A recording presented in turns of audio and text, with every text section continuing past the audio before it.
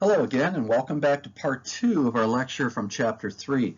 In this part of the video, we'll be handling discrete-time Fourier series and frequency response.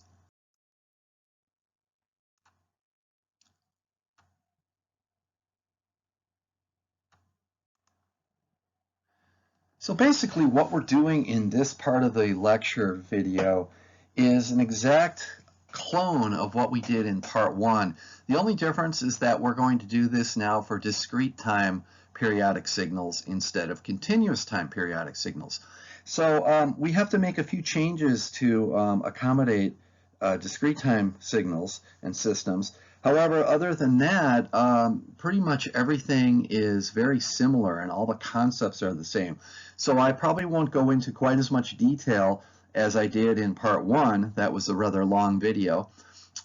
Because we can gloss over some of the details, since hopefully by now you've already got a pretty good sense of what Fourier series are and frequency response as well. So anyway, let's get started here. So the idea here is that suppose we have a discrete time sequence, and it has some period n. So remember, with discrete time, we use the uppercase letter n instead of t for period. So this example of this sequence right here, you can see it repeats over and over and over every 5 ticks. And so this has a fundamental period of 5. And our goal here is that we want to express this sequence x of n as a linear combination of complex exponential harmonics. Now, here's the one difference. In part 1 of this video, where we did this for continuous time signals, we used an infinite number of harmonic frequencies. The difference now is, remember in chapter 1, we talked about one of the peculiar things about discrete time frequencies is that there are only n distinct harmonics. Meaning in this example here, there would only be 5 unique frequencies in discrete time. Once we go beyond 5, we're back to where we started from. And the idea there was, these frequencies are actually angles. And so after we go all the way around the circle, we're kind of back to where we started from.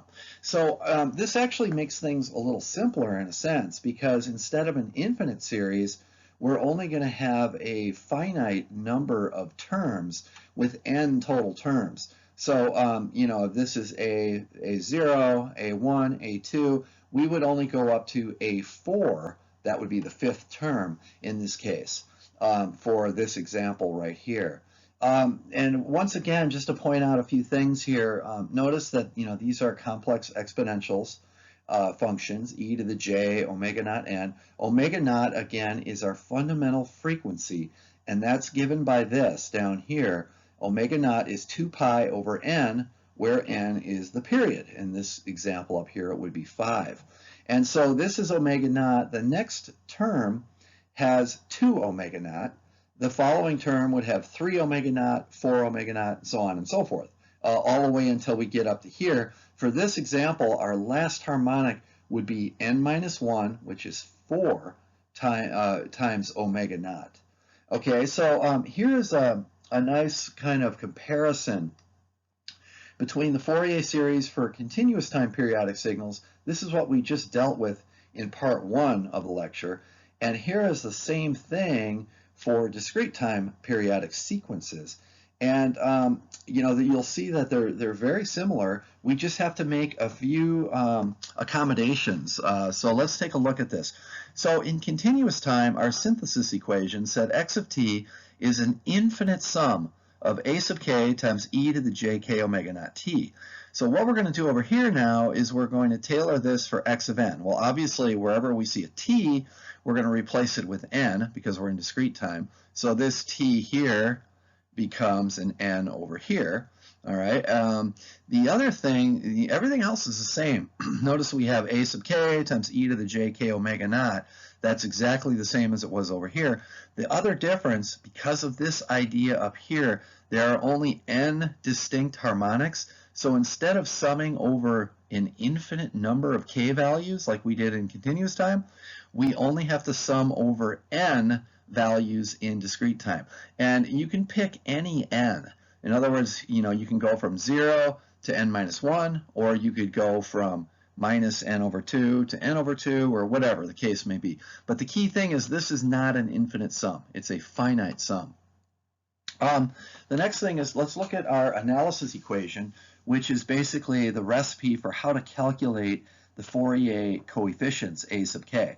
So in continuous time, we had to perform this integral here. We had 1 over the period times this integral. So look at discrete time. Again, it's 1 over the period, where the period now is n.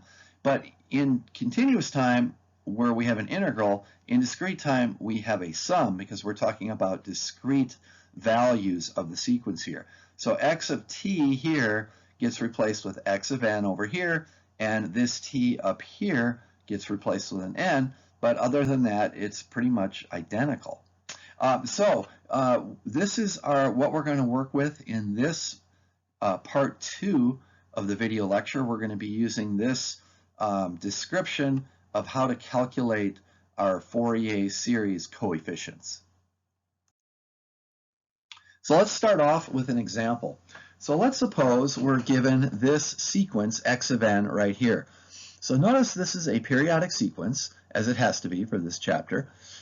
We basically, starting at n equals 0, we have a 0, a 1, 2, 1, and this repeats 0, 1, 2, 1, 0, 1, 2, 1, etc., etc. So obviously this thing has a fundamental period of 4, and therefore the fundamental frequency, omega naught, is equal to 2 pi over 4, which is pi over 2. So now here's our definition again for how we do our coefficients. Remember, it's 1 over n, so n is 4, so it's 1 over 4. And we're going to sum over only 4 values. So we're going to go from little n from 0 to 3. All right, that's the limits of our summation. And we have x of n times e to the minus j k omega naught n.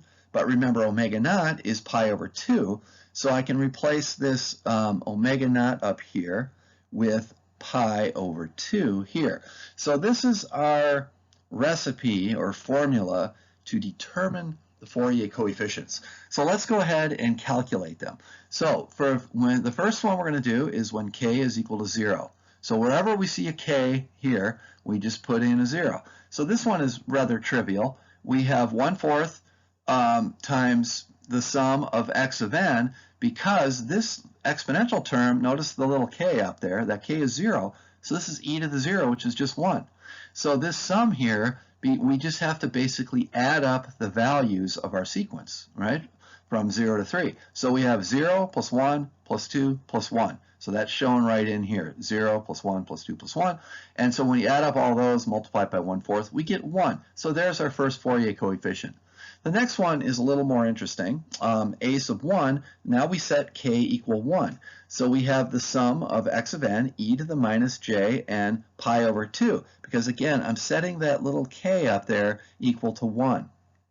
So now I have to take the sum here, starting with n equals 0 and going to n equal 3.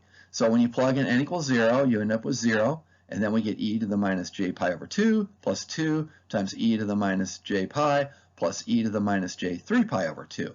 All right, now this can all be simplified by remembering in polar form all these terms here, these complex exponentials, they are places along the unit circle. So this is stuff we went over in chapter 1. This is basic complex number theory here for what the various values. So if if you don't quite remember how we did this, you might need to look back in chapter 1. I'm not going to go through the details now, but these are all just points along the unit circle, okay? So we can simplify all these terms inside the parentheses here. This term here becomes a negative j. This term here becomes a 1. A minus 1. And this last term here becomes a j. So when we add these together, notice the minus j and the j cancel each other, so we end up with minus 1/2. So the next one is this guy, a2. So now we're setting k equal 2 up here in our formula up at the top. That 2 cancels the 2 over here. So we end up with x of n times e to the minus j n pi. Again, we're going to sum over all n from 0 to 3. So this is n equals 0, n equal 1, n equal 2, and n equal 3. and their corresponding values. And again, we're going to use these polar forms. They're very handy because all of these terms simplify to just basic numbers here. So this, it turns out that these numbers cancel each other and we end up with 0. The last one we have to calculate here is a 3. So we're going to set up here k equal 3, and we get this result here. And then when we multiply all these out and add them up from n equals 0 to 3, we get this expression here, and it turns out to be -1/2. So we've calculated our 4 Fourier coefficients, 1, -1/2, 0, and -1/2. Those are plotted right here. So this is sort of like our spectrum of this sequence. And then what I also did here is I wrote out the sequence using the synthesis equation. All right, so x of n, this, our original sequence up here, is equal to, the first term is a naught all by itself, so there's a 1. And then we get a1, which is -1/2, there's the -1/2, times e to the j omega naught n, and remember omega naught is pi over 2. And then the third term is 0 because a2 is 0. And then the fourth or last term is when k is equal to 3. We have -1/2, that's this coefficient right there, times e to the j 3 omega naught. All right, so that because k is 3. And again, omega naught is pi over 2 up here. So we have 3 pi over 2 times n. So this in the yellow box here, this is the mathematical expression for this sequence, which is shown here. And this is basically, this is the Fourier expansion or Fourier series expansion of this sequence up here using these coefficients.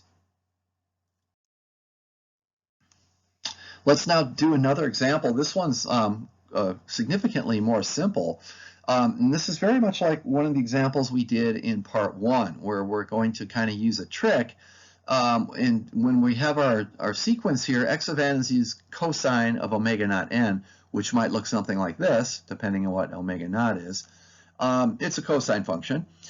We can use Euler's formula and write out this cosine function using complex exponentials. All right, this is just Euler's formula. You learned this again back in chapter 1. So distributing this 1/2 in there, we get these two terms here, and we can basically look at the synthesis equation here for x of n and write it out, and we can see that this first a minus 1 corresponds to this one here where there's a minus sign up there. So this term up here corresponds to this one here. You can see that a of -1 is equal to 1/2, and this one here, a1, corresponds to that 1/2. So this is very similar to what we saw for a continuous time cosine signal. We have two coefficients and they're both equal to 1/2. So here they are. These are the coefficients. This is plotted versus n, and this is like the spectrum. We have a 1/2 at -1 and a 1/2 at +1.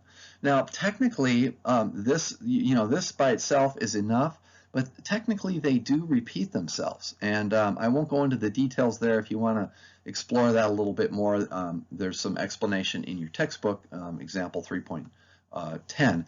However, the key thing for us is that there are only these two coefficients here, and they're both equal to 1/2. Okay, just like we did in part 1, we can look at some of the properties of the discrete time Fourier series. There is the linearity property, and so again, the way we kind of write this is that the sequence x of n, x1 of n in the time domain over here on the left corresponds to Fourier coefficients a sub k in the frequency domain. All right, and let's say we also have another sequence x2 of n that has its own coefficients b sub k. Well, then if we add x1 and x2 together and multiply them each by their own weight or some coefficient c1 and c2, then the output coefficients, the frequency domain coefficients, the Fourier coefficients, I should say, are also weighted by those same values and added together. Here's a time shifting property without showing the details or the proof here. If x of n is associated with Fourier series coefficients a sub k, then the delayed version of x of n, which is x of n minus n naught, is the same coefficients a sub k. However, each one is multiplied by this phase factor, e to the minus jk omega naught n sub naught, where n sub naught is just the delay over here, and omega naught, of course, is the fundamental frequency of x of n. This is a periodic sequence. And again, let's see, I'm going to skip over the convolution and multiplication dual properties. We'll talk about those more in a later chapter. Let's now turn to the frequency response. This is going to be almost exactly the same as what we did in part 1 of this video. So if you could handle that, this should be nothing for us, because it's very much the same concepts. However, if you were completely confused by my long lecture on frequency response in part 1, you probably are going to need to go back through that in more detail and maybe at your own pace, using the book as a guide to make sure that you really understand the concept of frequency response, because as I mentioned, it is very important, and we're going to rely on that going forward in the course. So here is the frequency response for discrete time systems.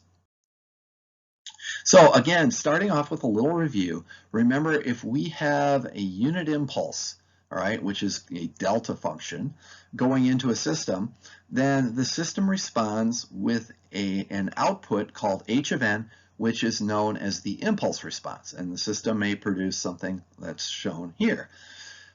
We also learned, back in chapter 2, that if we have a sequence x of n going into an LTI system, then the output y of n is just the convolution of x of n with h of n. So in other words, if we know what this impulse response is, we can figure out the output of this system for any input just by doing the convolution. And remember, the convolution sum, was kind of tricky and nasty. All right, we did some of these back in chapter 2, but it's an essential part of determining the output of the system. So what we're going to do now in this chapter is we're going to let the input to our system be a frequency omega naught represented in this complex exponential function, e to the j omega naught n. So the output in this case, according to our convolution sum up here, is going to be the sum of h of k times e to the j omega naught n minus k. Now, how did I get this? Well, I just took this input right here and substituted it for x of n right here. And x of n gets, remember, we have to put in here x of n minus k. So that's why we have e to the j omega naught n minus k instead of just e to the j omega naught n. So what we can do here is do some kind of gymnastics here with our exponents up here. Let's factor or distribute the j omega naught inside the parentheses here, and let's take the e to the j omega naught n and bring it outside the summation symbol. Now, how am I allowed to do that? Well, because we're summing over k, not n. So e to the j omega naught n is, you can almost think of it like a constant in terms of this summation here. So we can bring it outside the summation. Just like in part 1, we brought this outside the integral. We're basically doing the same thing. What's left is this sum here, an infinite sum of our impulse response multiplied by e to the minus j omega naught k. And this function right here is not a function of n, you'll notice, okay? It is just a function of frequency. And it turns out that this function here is called the frequency response, h of j omega naught. So what does this result tell us? Well, it tells us that if we have an LTI system, discrete time LTI system, and we put an input function or sequence, e to the j omega n, that has frequency omega, we get the same signal coming out, e to the j omega n. However, that signal coming out has been multiplied or modified by the frequency response, h of j omega, which affects the amplitude and phase of this input, but not the frequency. Okay, so whatever frequency comes in, we get the same frequency out. What changes is the amplitude and the phase, and that's what the frequency response tells us. It tells us how this input signal gets modified in amplitude and phase.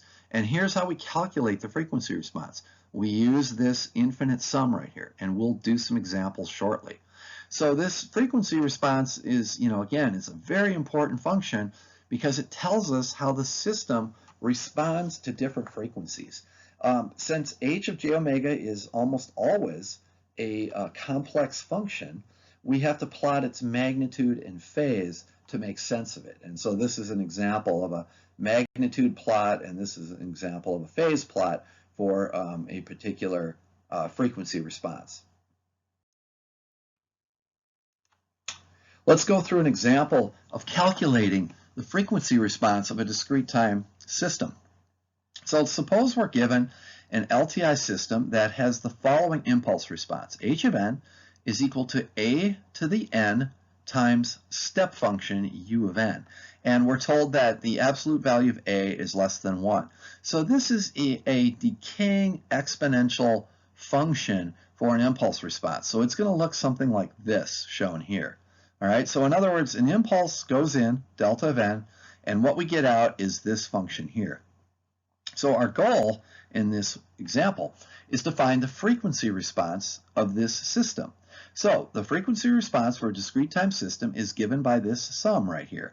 So all we have to do is plug in for h of k here, we have to plug in our function which was given to us, a to the n times the step function u of n.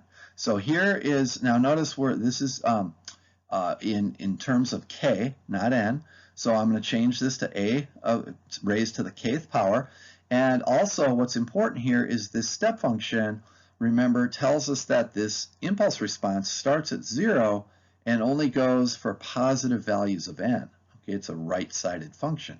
So that means these limits here have to be changed on the sum. Instead of going from minus infinity to infinity, we start at 0 and go to infinity because that matches what our impulse response h of n is. So once we do that, we have to try to evaluate this thing. All right, this is still an infinite sum. We can do a little trick here to make this a rather easy task. Notice this term and this term both have a k in the exponent. So let's combine them together using properties of exponents. So I've got a times e to the minus j omega naught, all in brackets, raised to the kth power. Now the reason I did this is that we can now invoke the infinite sum formula to easily figure out what this sum is. And yes, it does converge, because the infinite sum formula tells us that as long as alpha is less than or equal to 1, then the sum from k equals 0 to infinity of alpha to the k power is equal to 1 over 1 minus alpha. All right, so this infinite sum formula, you saw this or encountered this back in your first homework from chapter 1. So it's very useful for dealing with discrete time systems. So we notice that in this expression right here, all this stuff inside the parentheses is alpha. So our answer here for our solution for frequency response is just using this infinite sum formula. It's 1 over 1 minus all of that stuff. So we have 1 over 1 minus a times e to the minus j omega naught. So this is our frequency response for this system. So what this tells us now is that if we have a signal going in like e to the j omega naught n, then what comes out of our system is the same signal, e to the j omega naught n, multiplied by our frequency response, which is this function here in the box, and that's what's in the parentheses here. H of j omega obviously is a complex function, so we plot its magnitude and phase. So this is just a plot of the magnitude of h. If you were to plot this function in magnitude, all right, you'd have to do a little work to get there, but basically it's going to look something like this, okay? And you can see that, you know, for low frequencies, the system spits out a rather high value, and for high frequencies, remember discrete time, highest frequency possible is pi. Notice that the system basically spits out a much smaller value because this frequency response in the parentheses here gets small for large frequencies, meaning frequencies near pi. So this is another example of what's called a low-pass system. The system passes low frequencies and it basically cuts out high frequencies. Okay, so this slide is again almost identical to the slide that we showed in part one of this lecture. So I'm going to skip over this idea of eigenfunctions and eigenvalues. You're welcome to look at that again if that's helpful. And also we derived this in part one, and all we really need here is the result, which is important. What it says is that if we have an input sequence x of n, and it has some Fourier coefficients ak, then the output of our system has Fourier coefficients with the same values, a sub k, but each coefficient is multiplied by the frequency response. In other words, the frequency response modifies the Fourier coefficients of the input to give us the Fourier coefficients of the output. So here's a way to basically figure out the output of a system without using convolution. We're doing it using Fourier analysis in the frequency domain instead of convolution in the time domain. So we have two methods to determine system output. In the time domain, we can do convolution of the input and the impulse response. So x of n goes in, y of n comes out, and y of n is equal to the convolution of x with h, the impulse response. What we just learned in this chapter is that we can, instead of doing convolution, we can work in the frequency domain and we can use multiplication of the input's Fourier coefficients with the frequency response. And so here, you know, just to repeat what I just said in the last slide, if x of n has Fourier coefficients a sub k, then the output of the system y of n has Fourier coefficients b sub k, where b sub k are equal to a sub k multiplied or modified by the frequency response at that particular frequency. So the last thing we'll do in this part of the lecture is an example to show how to find that system output in the using frequency domain methods. So let's suppose we're given an LTI system with the following impulse response. So we're going to repeat some stuff here just so to save us a little time and effort here. So suppose our impulse response h of n is, here it is again, a to the n times a step function. So we saw this one earlier. We want to find the output of this system when the input signal is a cosine function or sequence, cosine of omega n. So here's our input, cosine omega n. The question is, you know, what is the output of this system?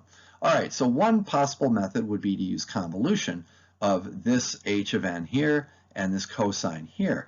But what we're going to do in this chapter is use our strategy of working in the frequency domain. We're going to find the Fourier coefficients here of the output by first finding the Fourier coefficients of the input and then multiplying them by the frequency response. So let's go ahead and do this step by step. So we already found the Fourier coefficients for cosine omega n. They were both 1/2. A1 was 1/2 and A minus 1 was 1/2.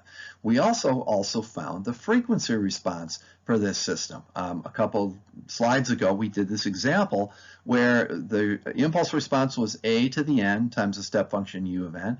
Then we found that the frequency response was 1 over 1 minus a to the minus e j omega. All we have to do now is, remember, for this method, we need the frequency response at k omega naught, not just omega. So we replace this omega with k omega naught. We replace this omega with k omega naught. Okay, so this is just like what we did in part one of this video, in the last video. So now we can find b sub k, the output of the system Fourier coefficients. In other words, the Fourier coefficients of y of n. So b sub k is equal to a sub k times h of j k omega naught. So we've got a sub k multiplied by this up here. And so I've got the a of k, a sub k, up here in the numerator. So when k is 1, we just have to plug in a 1 for k, and we get this value here. Oh, and by the way, a of 1 is found right here. It's 1/2. So there's the 1 divided by 2. When k is minus 1, we plug in a minus 1 for k, and we see that a of minus 1 is also 1/2. So again, 1 and the 2. One thing that's different is k is negative 1, so watch your signs. There's a minus times another minus, we get a plus. So we get a to the e j omega naught. The only difference there is there's a minus over here, and there's no minus there. Okay, so now we can construct our output from these Fourier coefficients. So using the synthesis equation, we have our b minus 1 and our b plus 1. We just substitute these values in, and here is our output of the system, which looks, kind of like a mess, because notice all the j's in this output here. So let's see if we can get rid of all these j's and make this into a real output sequence. So we can convert y of n to its real form using Euler's formula. So wherever we see an e to the j omega naught n, we're just going to use cosine omega naught n plus j sine omega naught n. So here's, again, just for convenience, this is y of n, the sequence from the last slide. And now we're going to use Euler's formula, and so we're going to replace all these complex exponentials with sines and cosines. So it looks, it gets worse before it gets better, trust me. But what we can do here, and again, I didn't show all the steps because it's just a lot of algebra, but basically to get rid of the j's down here in the bottom, you have to multiply the top and the bottom by the complex conjugate. You learned how to do that in calculus class. And then when you do that, it's it's a little bit messy. What happens then is you'll find eventually that you end up with you can simplify and get rid of all the j's. Okay, you end up with adding two complex conjugates to each other, which we learned in the last video is a real number. And by doing that, here is the final result. This is the output of that system. And it's a kind of a handful here, but basically there's two terms. One term is a cosine sequence, cosine omega naught n, and the other term is a sine of omega naught n. What's kind of complicated here are the coefficients in front of the cosine also have cosines, but notice there's no n's in here. So these are just values. This is a number in the parentheses here. Depending on what omega naught is, this is just going to be a number, and of course what a is as well. Likewise, all this junk inside these parentheses here, that's just a number or a coefficient that goes in front of the sine term here.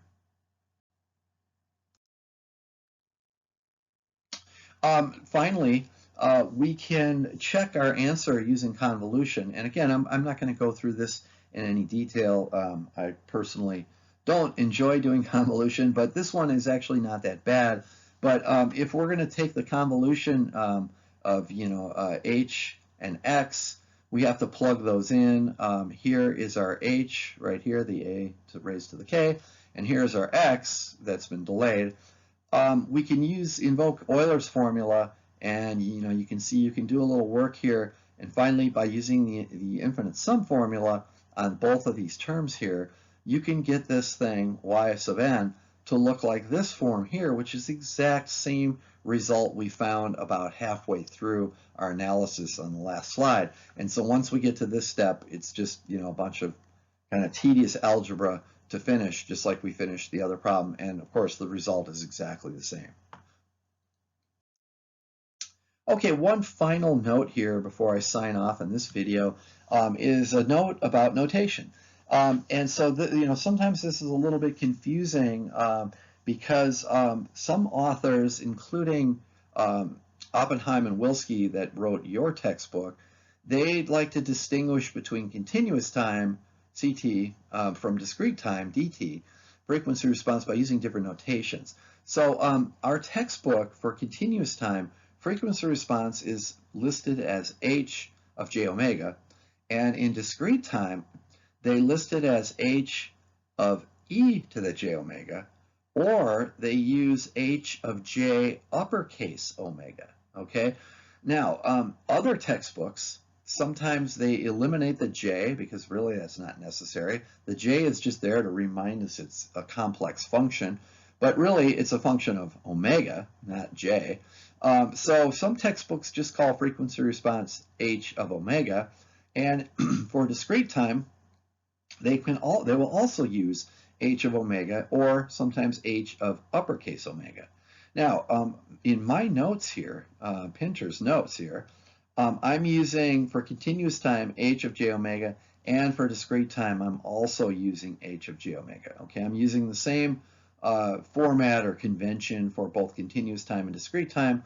Obviously, you have to know, what is the context of the problem? Are we dealing with a continuous time problem or a discrete time problem? But my main message here is that all of these forms shown here, they all mean the same thing. Okay, so don't let the notation bog you down. Don't get hung up on, why I say e to the j omega, and the textbook says e, h to the e to the j omega. They all mean the same thing. Okay, so that is it for this part of the lecture. We will continue on with part 3 of this chapter's video lecture next. I'll see you then. Goodbye.